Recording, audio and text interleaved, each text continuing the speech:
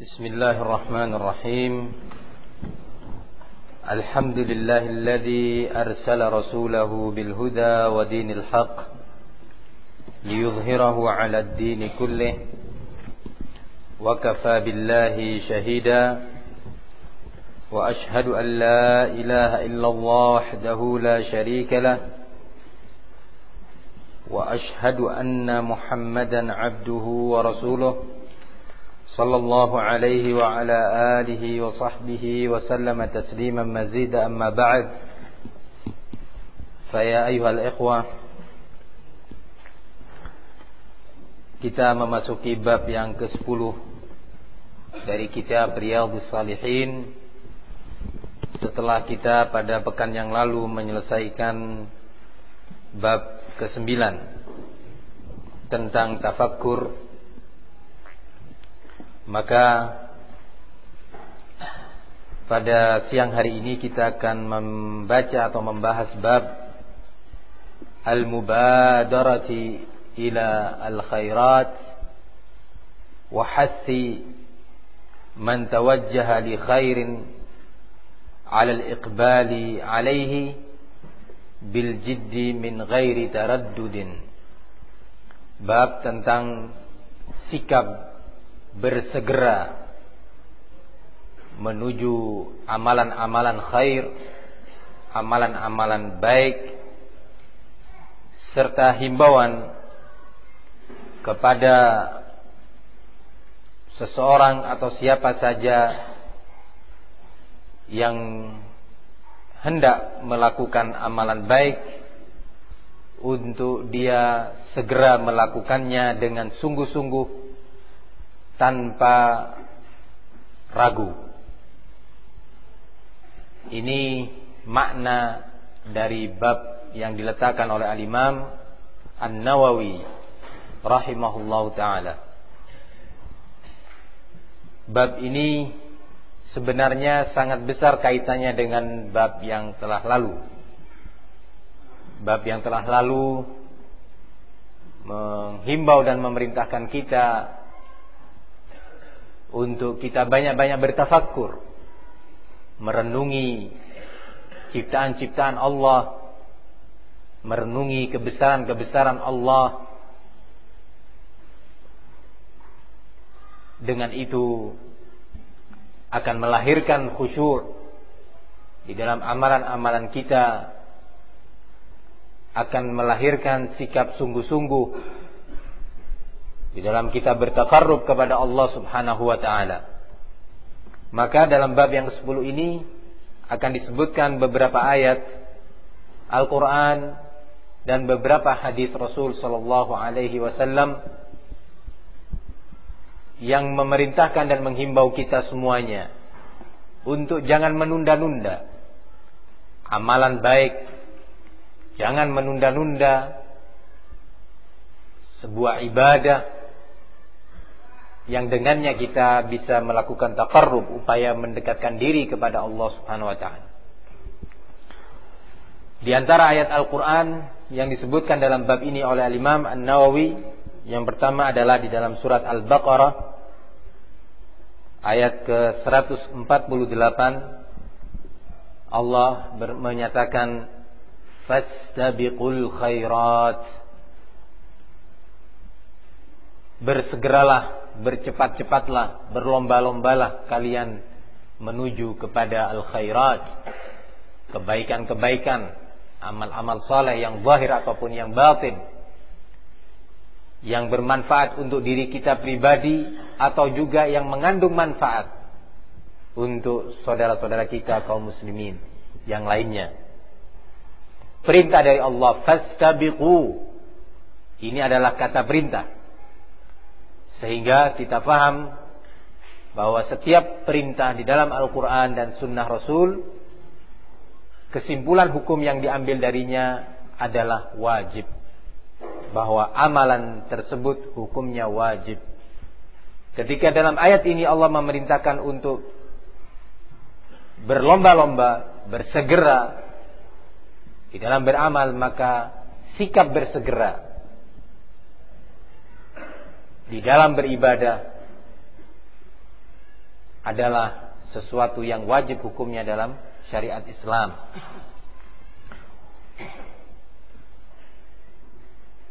Ayat yang kedua adalah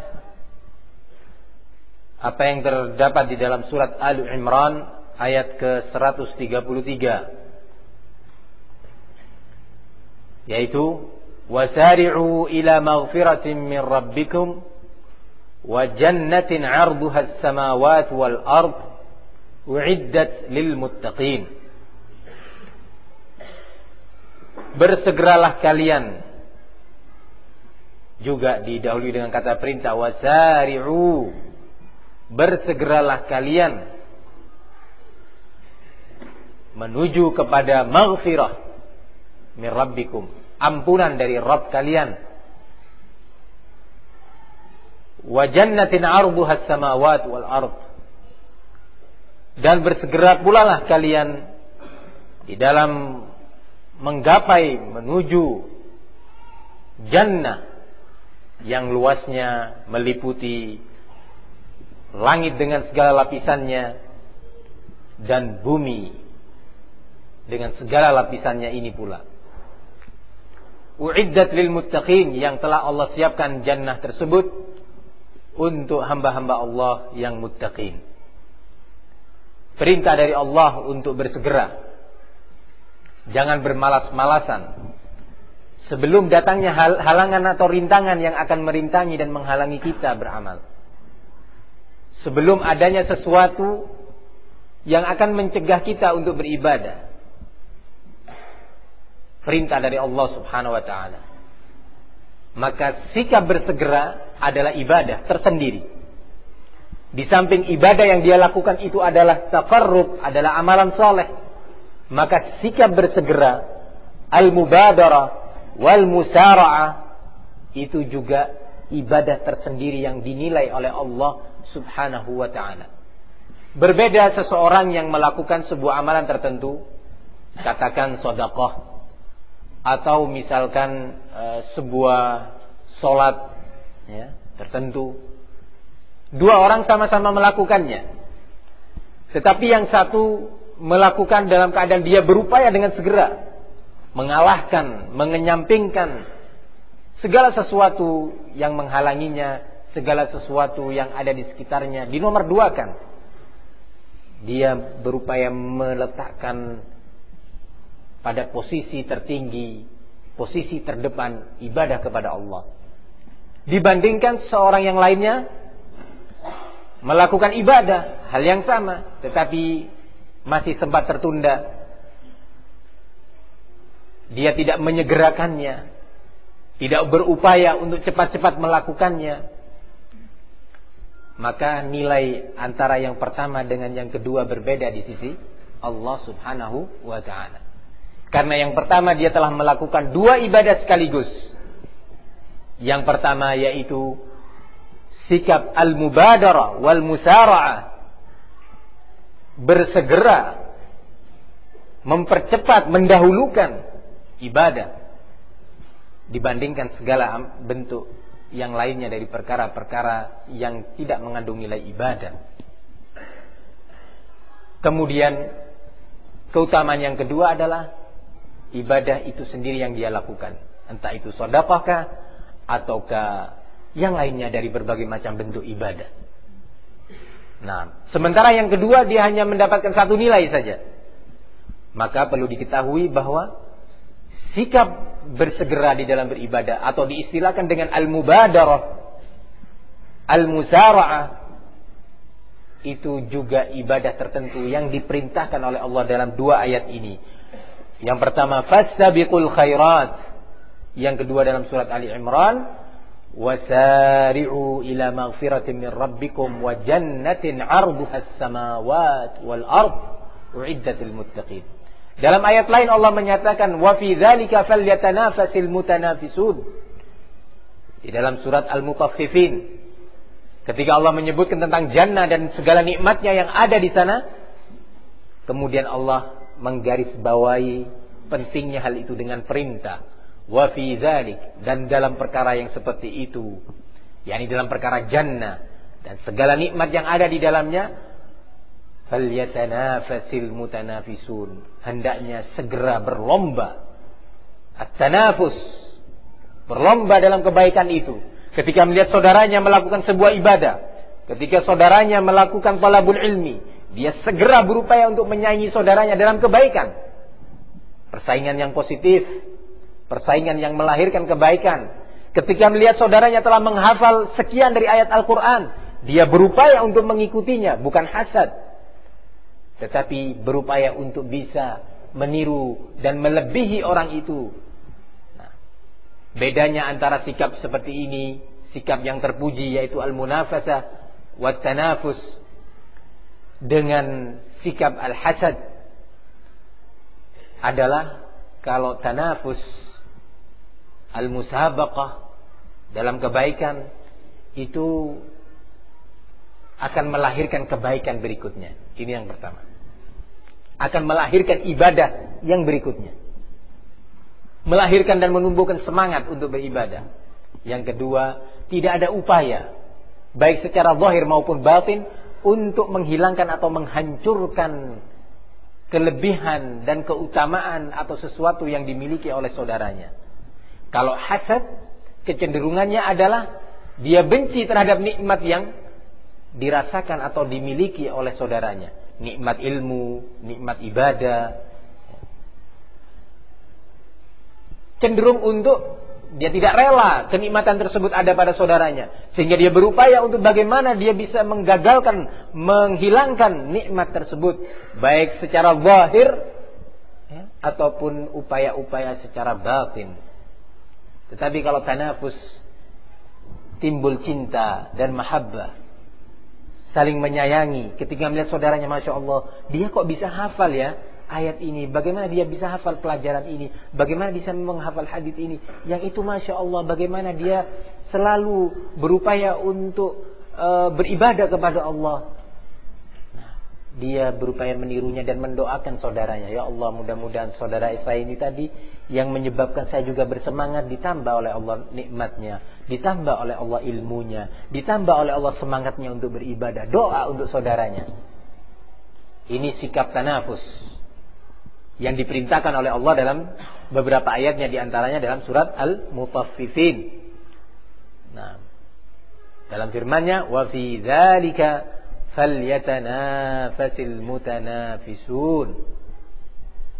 Nah, dan beberapa ayat yang lainnya di dalam Al-Quran yang memerintahkan kepada kita untuk bermubadarah, bermunafasah, bersegera, saling berlomba dalam kebaikan. Setelah kita memahami beberapa ayat Al-Quran di atas atau yang tadi saya sebutkan, maka kita akan memasuki pada hadis pertama dalam bab ini. Berkata Al-Imam An-Nawawi rahimahullah, wa ammal ahadits fal awwal, sedangkan hadis-hadis yang terkait dengan bab ini, yang pertama, an Abi Hurairah radhiyallahu anhu anna Rasulullah sallallahu alaihi wa ala alihi wasallam qala badiru bil a'mali fitanan ka qita'il lailil muzlim yusbihu ar-rajulu mu'minan wa yumsi kafira wa yumsi mu'minan wa yusbihu kafira yabi'u dinahu bi'aradin minad dunya, rawahu Muslim. Kata Imam An-Nawawi, hadis yang pertama adalah dari sahabat Abu Hurairah, semoga Allah meridainya, bahwasanya Rasulullah sallallahu alaihi wasallam berkata, badiru bil a'mal, bersegeralah kalian, bermubadarahlah kalian di dalam beramal. Sekali lagi perintah dari Nabi. Badiru adalah kata perintah. Dalam kaidah nahwu dinamakan fi'lu amr. Kata perintah, badiru. Nah, sekali lagi sebuah perintah menunjukkan bahwa amalan ini adalah ibadah. Kita sudah pelajari bahwa setiap ada kata perintah di dalam Al-Quran atau kata perintah di dalam sunnah Rasul menunjukkan sesuatu yang diperintah itu adalah ibadah. Karena Allah subhanahu wa ta'ala pasti mencintai, menyukai, merelai sesuatu yang diperintahkan itu. Kalau sesuatu sudah dicintai dan disukai oleh Allah, menunjukkan bahwa sesuatu tersebut adalah ibadah. Dalam awal hadis ini Rasulullah memerintahkan badiru, bersegeralah kalian. Sehingga sekali lagi sikap al-mubadarah itu adalah ibadah tersendiri. Ada seorang ketika mendengar azan, dia sedang bersama keluarganya, berbicara, berbincang, sesuatu yang mubah, sesuatu yang secara syar'i dibolehkan, atau sedang berbincang dengan kawannya dalam sesuatu yang mubah. Kalau sesuatu yang diharamkan secara syariat sudah jelas-jelas wajib untuk segera ditinggalkan. Tetapi sesuatu yang mubah, bicara tentang keluarga, berbicara tentang perdagangan misalkan, ya, dan yang sejenisnya, kemudian dia mendengar panggilan azan, Allahu Akbar, Allahu Akbar. Maka dalam kondisi seperti ini kita berlaku kepada kita semua perintah Allah, wasari'u ila maghfiratin min rabbikum. Perintah Allah, fastabiqul khairat, dan perintah Rasul sallallahu alaihi wasallam, badiru bil a'mal, bersegeralah kalian, bermubadarahlah kalian di dalam beramal. Cepat tinggalkan, masuk ke tempat wudu, kita berwudu. Nah, sehingga kita bisa tenang ketika mendengar azan, langsung kita hentikan apa kegiatan-kegiatan selain ibadah. Berusaha kita menjawab panggilan azan, mengucapkan seperti yang diucapkan oleh muazzin, Allahu Akbar, Allahu Akbar, Allahu Akbar, Allahu Akbar, dan seterusnya.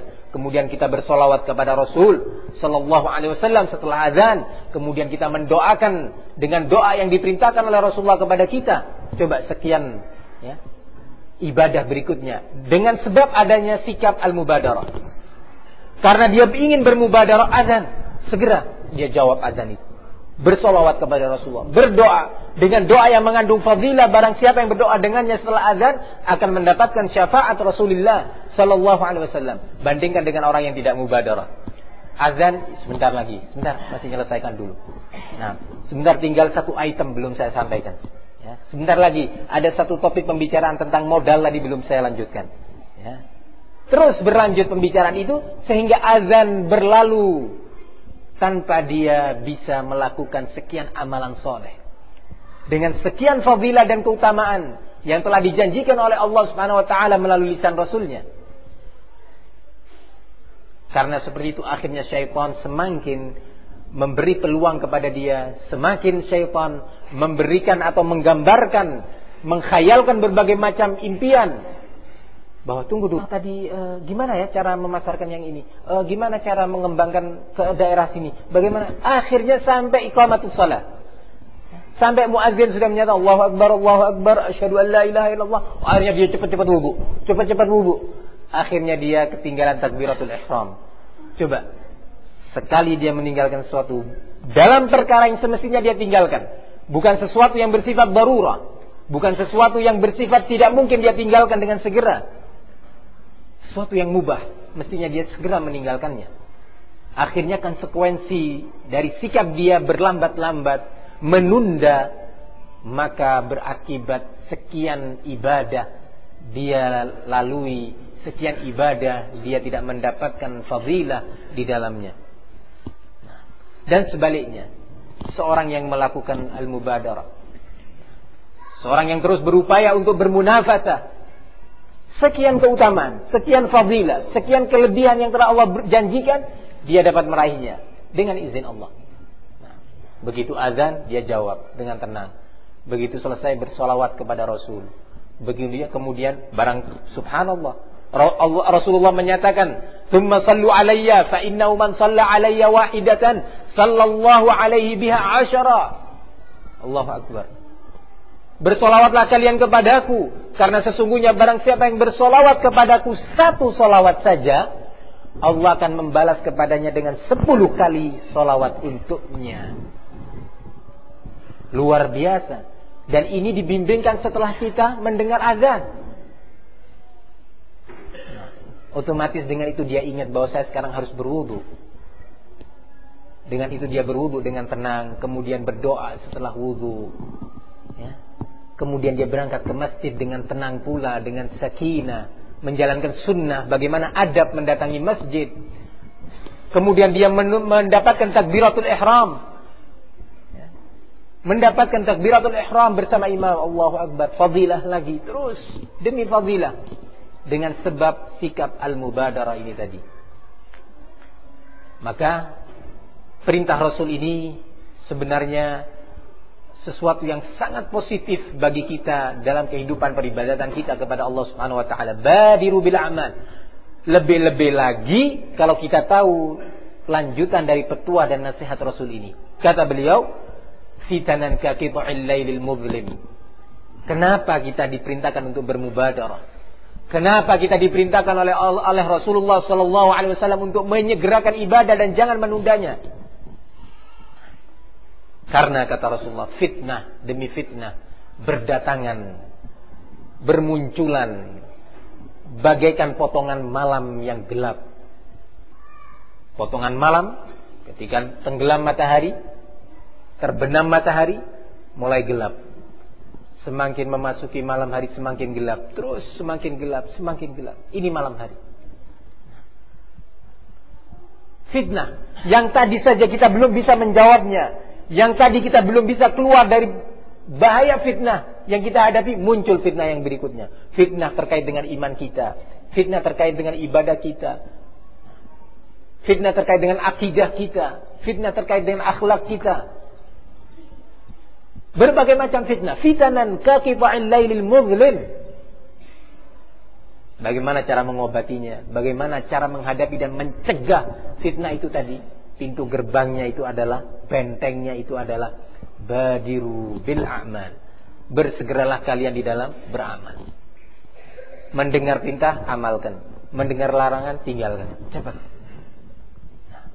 Dalam semua aspek kehidupan kita. Amalan itu bukan sekedar sesuatu yang sifatnya melakukan sesuatu, tetapi juga meninggalkan sesuatu yang dilarang. Itu adalah amalan, adalah ibadah. Jadi ibadah itu ada yang sifatnya amaliyah fi'liyah, ada yang bersifat tarkiyah. Ibadah tarkiyah itu adalah ibadah dalam bentuk meninggalkan apa yang dilarang oleh Allah,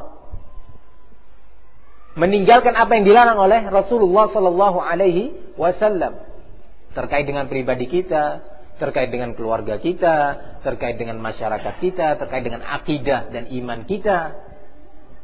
Ketika mendengar Rasulullah melarang suatu amalan tertentu, memerintahkan kita untuk meninggalkannya, segera tinggalkan. Kalau enggak bahaya. Kenapa? Kata Rasulullah, fitanan ka qita'il lailil muzlim. Fitnah itu menghempas kita, datang terus menyerang kita bagaikan potongan-potongan malam yang gelap. Sekali kita meninggalkan amalan, fitnah di depan kita menunggu, yang membuat kolbu kita terkena penyakit ini tadi. Kolbu kita terkena titik hitam. Sekali lagi kita meninggalkan sebuah perintah, sekali lagi fitnah itu masuk ke kolbu kita, dikasih titik hitam lagi. Ada suatu larangan dari Rasulullah, kita masih bermalas-malasan untuk tidak segera meninggalkannya. Masih saja kita punya pertimbangan ini dan itu, tidak segera menyatakan dan melakukan sami'na wa ata'na. Masih saja ditunda, taruh lagi. Sampai seperti yang dinyatakan oleh Allah, kalla bal rana ala qulubihim ma kanu yaksibun. Di dalam qulub mereka sudah ada ran. Apa itu ran? Yaitu kahat, ya, yang terus secara perlahan mengenai kolbu kita. Kalau sudah seperti itu kolbu, sulit dia menerima ayat Al-Quran, sulit dia menerima nasihat dari Rasul. Terasa berat syariat ini. Yang berat sebenarnya bukan syariatnya, tetapi hawa nafsu yang membuat dia merasa beratnya syariat ini. Padahal itu gampang. Allah telah jadikan syariat ini mudah. Nah, maka Rasulullah melanjutkan, yusbihur rajulu mu'minan wa yumsi kafira. Sampai-sampai karena dahsyatnya fitnah itu tadi, ya, karena dahsyatnya fitnah tersebut, seseorang memasuki waktu pagi hari dalam keadaan dia masih beriman, masih sebagai seorang muslim, seorang yang taat kepada Allah. Tiba-tiba di sore hari dia sudah tidak lagi beriman. Di sore hari dia tidak lagi menjadi orang yang taat kepada Allah. Tidak lagi di atas akidah yang benar, tidak lagi di atas manhaj yang benar. Tidak lagi di atas kemauan beribadah sebagaimana sebelumnya. Kita mendengar banyak sekali saudara-saudara kita muslim dahulu rajin, Masya Allah, menuntut ilmu, beramal, semangat berdakwah. Tiba-tiba berjalan waktu dia kendor, menjauh dari ilmu, menjauh dari amalan. Tadi dia dikenal orang yang sangat luar biasa berhati-hati dalam perkara syubhat. Tahu ini syubhat, cepat dia menjauhi. Tahu ini dilarang oleh Allah atau Rasulnya, segera dia menghindar. Nah, tiba-tiba berjalan waktu dia keseret. Nah, kalau kita urut, ternyata memang di antara sebabnya adalah tidak adanya sikap al-mubadarah bil a'mal. Sikap bersegera, tidak menunda-nunda amalan.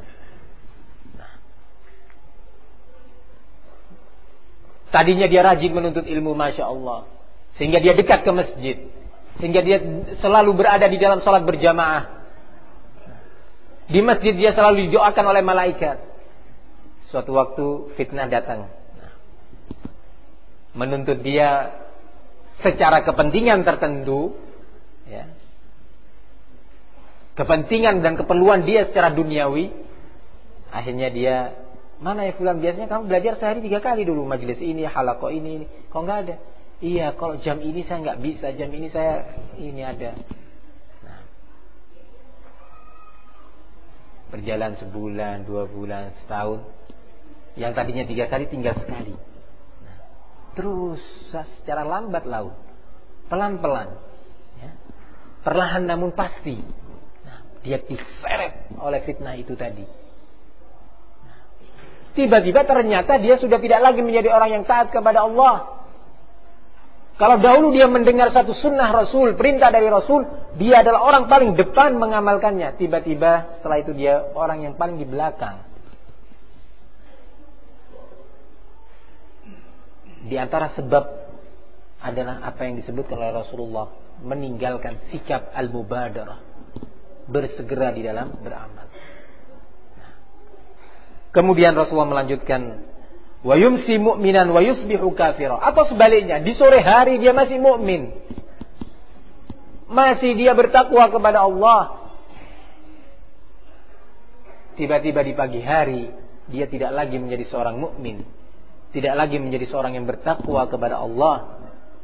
Karena dahsyatnya fitnah ini. Lah Rasulullah berbicara kepada kita, menasihatin kita sebagai umatnya sejak 14 abad yang lalu, mengingatkan dengan penuh kasih sayang kepada kita, penuh dengan rahmah kepada kita. Diberi oleh Rasulullah jalan keluar seperti ini. Kenapa? Apa yang menyebabkan begitu cepatnya perubahan itu tadi? Pagi dia beriman, sore dia tidak lagi beriman. Atau di sore hari dia masih sebagai mukmin, di pagi hari tidak lagi dia sebagai seorang mukmin. Kata Rasulullah, yabi'u dinahu bi'aradin minad dunya. Dia menjual agamanya, menjual akidahnya, menjual ibadahnya dengan sedikit nilai duniawi ini. Padahal kalau dia mau terus beribadah kepada Allah, datang ke masjid, mendengar azan, dia tutup kerjanya, dia tinggalkan pekerjaannya itu tadi, hilang darinya sedikit dari perkara duniawi. Nah, kalau dia punya toko, katakan hilang faidah atau laba 50.000, ditutup tokonya, dia sholat. Nah, tetapi terjaga imannya, terjaga ibadahnya, terjaga akidahnya. Karena dia tahu bahwa ini diperintahkan oleh Allah, segera dia melihat jam. Sebelum azan dia sudah siap tutup, nunggu azan sambil berwudu. Begitu azan dia berdoa kepada Allah sesuai dengan yang disunnahkan, berjalan ke masjid dengan tenang, jiwanya tenang, imannya bertambah, rezekinya itu mubarak, penuh dengan barokah. Tetapi sebaliknya, ketika dia sudah tahu adanya perintah dari Allah dan dari Rasulnya untuk kita segera mendatangi masjid, Untuk kita segera memenuhi panggilan azan. Walaupun dalam beberapa bentuk ibadat sifatnya tidak wajib. Karena dia tahu bahwa Rasulullah telah menghimbau kita, segera dia melaksanakannya. Dia amalkan sehingga iman dia terbina, terjaga, terlindungi dari berbagai macam penyakit yang bisa menerobos ke dalam kolbunya, sehingga dia sakit kolbunya dan sulit untuk menjalankan ibadah. Menjual imannya, ibadahnya, akidahnya, manhajnya, ilmunya, Al-Qur'annya dengan sedikit dari kehidupan dunia ini. Sedikit. Yabi'u bi'aradin minad dunya, kata Rasulullah. Bi'aradin minad dunya. Sedikit dari kehidupan dunia ini. Nah, ini kadang-kadang, bukan kadang-kadang, sering menimpa kita. Sering mengenai kita. Semestinya kita hadir di majlis-majlis ta'lim yang diperintahkan oleh Rasul SAW untuk kita mengenal agama kita. Talabul ilmi faridatun ala kulli muslim. Menuntut ilmu agama itu wajib, fardu ain terhadap setiap pribadi muslim. Tetapi karena ini dan itu, dari perkara dunia ini yang kata Rasulullah disebutkan tadi, akhirnya dia meninggalkan sikap mubadarah. Mana ya fulan, antum kok tidak taklim lama? Aduh, sekarang anda punya pekerjaan begini, sekarang saya begini, sekarang saya begitu.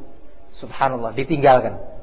Akhirnya sekian hukum agama dia tidak mengetahuinya, tidak memahaminya. Karena tidak memahaminya, dengan mudah dia dipedaya oleh syaitan untuk dia jatuh terjerumus kepada apa yang dilarang oleh Allah dan Rasulnya, atau terjerumus untuk meninggalkan apa yang diperintahkan oleh Allah dan Rasulnya. Akhirnya berikutnya kalbu dia berkarat sedikit demi sedikit.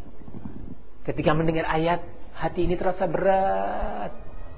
Mendengar hadis Rasul, perintah Nabi, perintah Allah, hati ini berat. Kata Allah, ka'annama yas'adu ila as-sama'. Atau fi as-sama' al-ayah. Ka'annama yas'adu fi as-sama'i.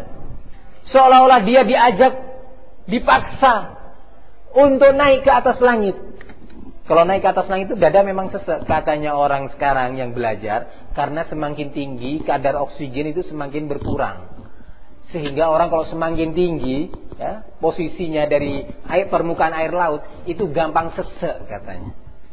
Nah, makanya kalau antum naik pesawat itu biasanya ada oksigen itu. Kadang-kadang muncul tiba-tiba sesak nafas. Nah, ya. Betul katanya begitu ya.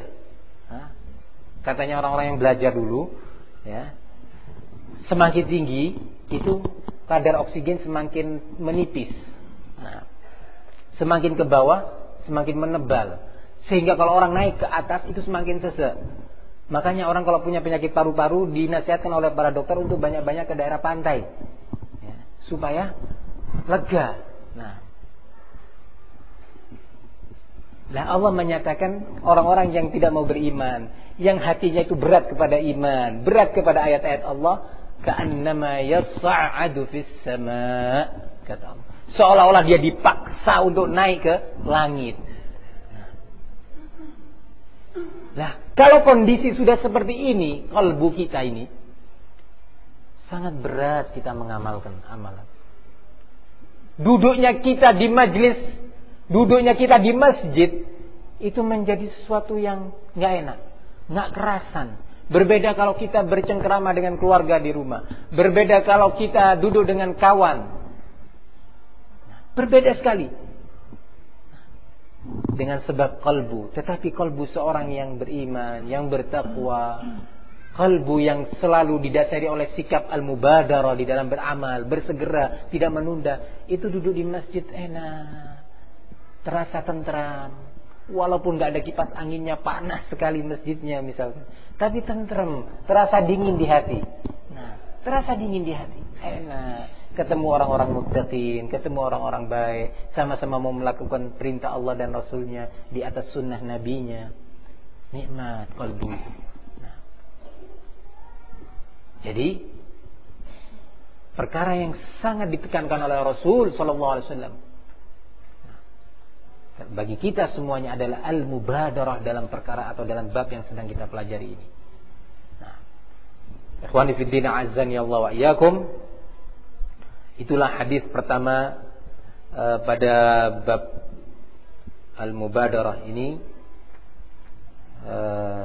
Sebelum kita memasuki pada hadis yang kedua, saya beri kesempatan jika ada yang belum dimengerti atau perlu ditanyakan, saya persilakan. Nah, kalau nggak ada saya lanjut. Nah, fadhal.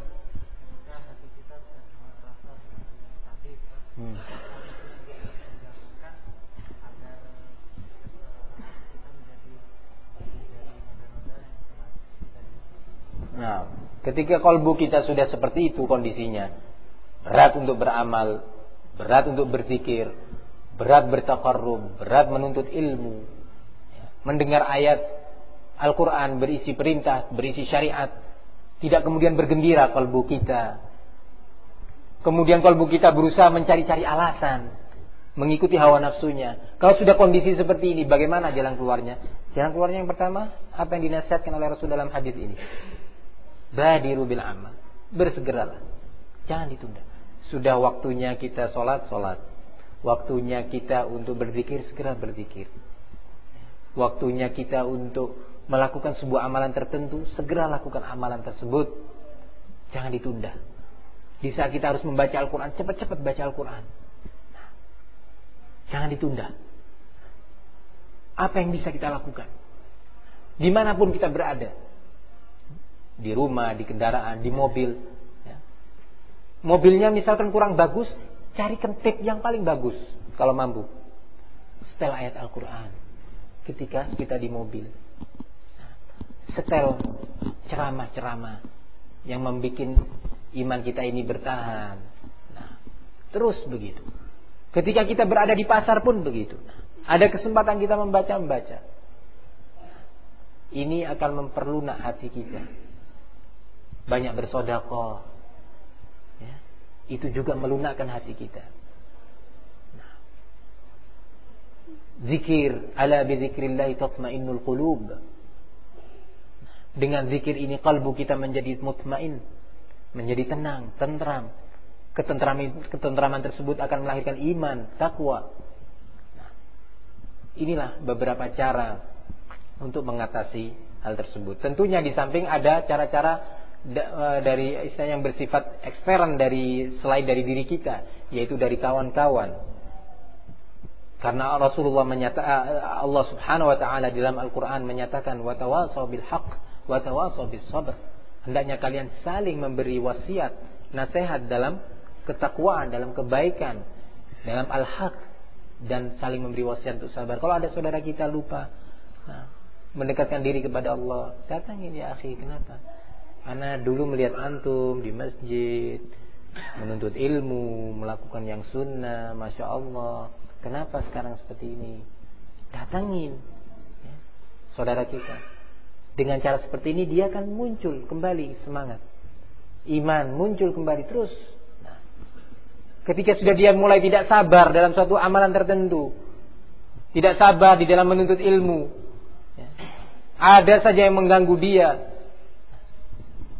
hadapin atau datangin saudara kita ini untuk menghadapi syaitan dan hawa nafsunya. Temani dia, jangan dibiarkan sendiri. Nah, jangan dibiarkan sendiri. Datangin, kenapa antum? Gitu. Nah, kalau nggak bisa bertemu, SMS. Kita bisa SMS. Ya fulan, taqillah. Ana tahu antum dulu begini. Kenapa sekarang seperti ini? Nah, dulu ana mengenal antum sebagai orang yang amin, yang amanah. Kenapa sekarang tidak amanah antum? Ana mendengar begini. Kalau salah afwan, minta maaf. Tapi kalau benar tinggalkan. Nah, cara-cara seperti ini akan membantu kita untuk mengobati kalbu kita, untuk mempertahankan iman. Wallahu taala alam bisawab. Mungkin ada yang lainnya. Nah, fadhal.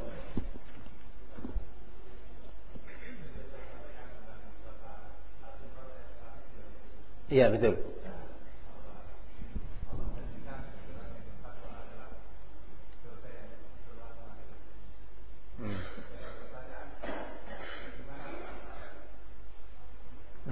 Neraka fi asfalis safilin.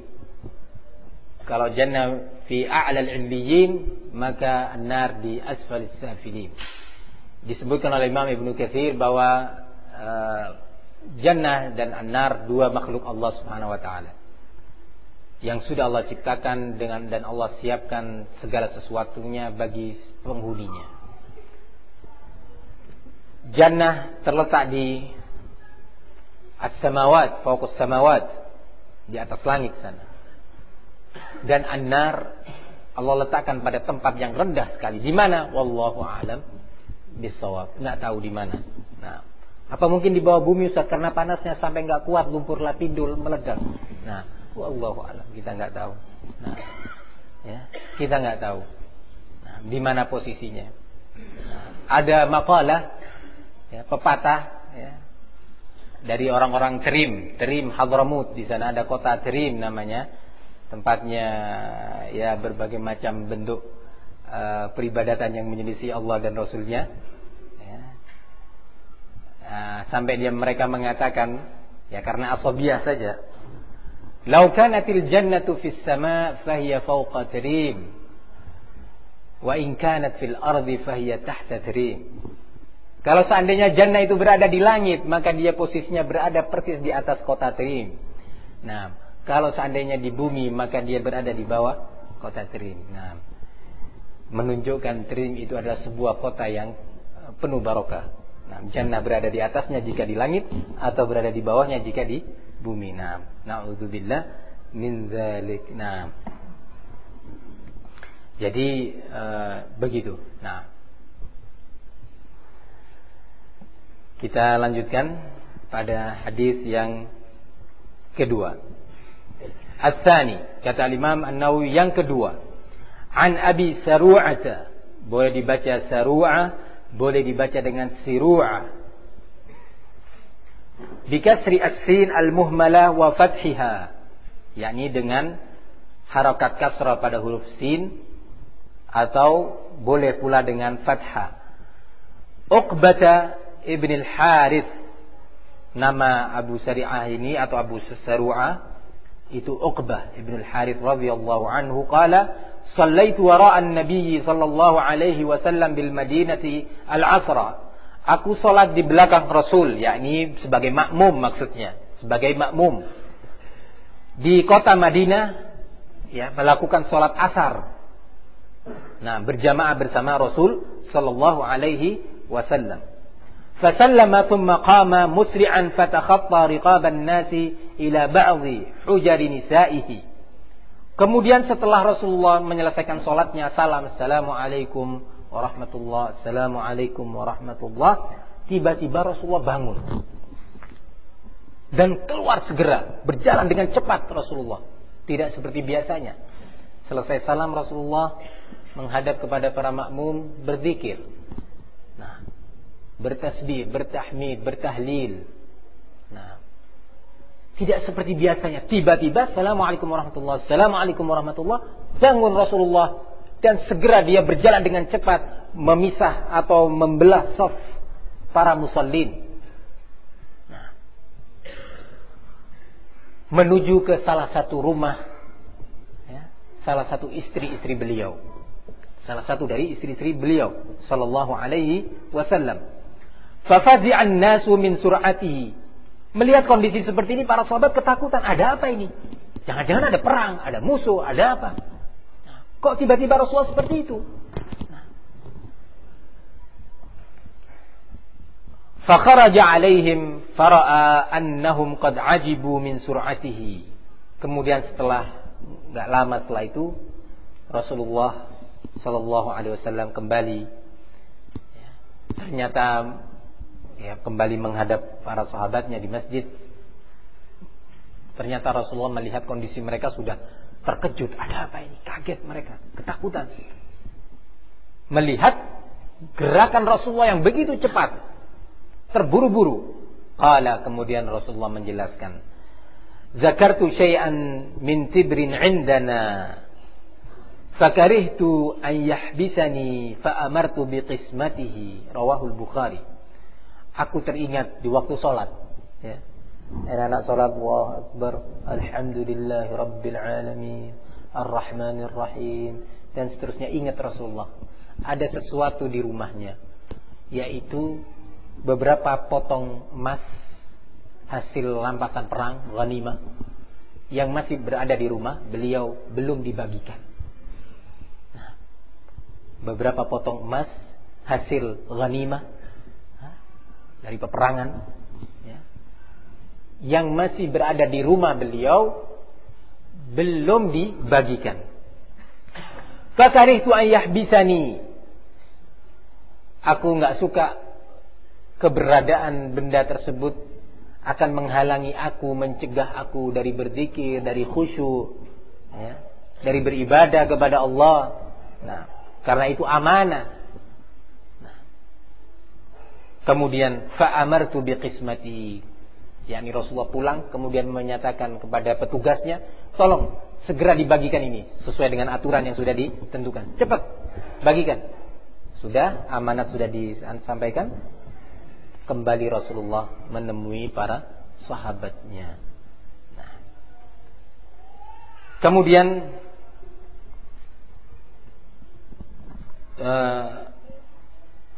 dari hadis ini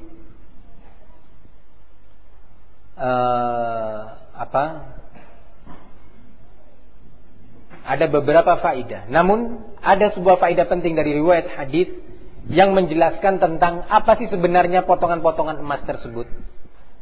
Nah, apakah itu dari hasil rampasan perang atau yang selainnya? Dalam riwayat lain disebutkan juga dalam Sahih Bukhari, qala kuntu khalaftu fil baiti tibran min as-sadaqah fakarihtu an ubayyitahu. Di rumahku ada potongan-potongan emas itu tadi, dari yang didapatkan dari sedekah, maksudnya dari zakat, ya, yang telah dikumpulkan. Karena Rasulullah sebagai Amirul Mukminin, sebagai Waliul Amr, ya, pemerintah, nah, yang semestinya zakat itu segera dibagikan. Semestinya zakat tersebut segera dibagikan. Aku nggak suka kalau masih malam hari ini benda tersebut menginap lagi di rumahku. Itu kan waktu itu sholat asar. Takut Rasulullah, khawatir kalau datang atau tiba waktu malam dalam keadaan benda atau amanat tersebut masih berada di rumah beliau. Akhirnya itulah yang mendorong beliau untuk bersegera dengan terburu-buru dan langkah yang cepat meninggalkan kebiasaan berzikirnya kepada Allah untuk mengedepankan sebuah amanah yang beliau takut untuk amanah tersebut masih menginap kembali di rumahnya. Dari hadis ini ada sekian faedah penting yang insya Allah akan kita bahas dalam pertemuan yang akan datang. Biiznillah ta'ala, kita cukupkan kajian siang hari ini sampai di sini untuk kita melakukan sholat zuhur. Mudah-mudahan apa yang kita kaji ini bermanfaat. Wassallallahu sallam wa barak ala nabiyina Muhammad wa ala alihi wa sahbihi wa sallam.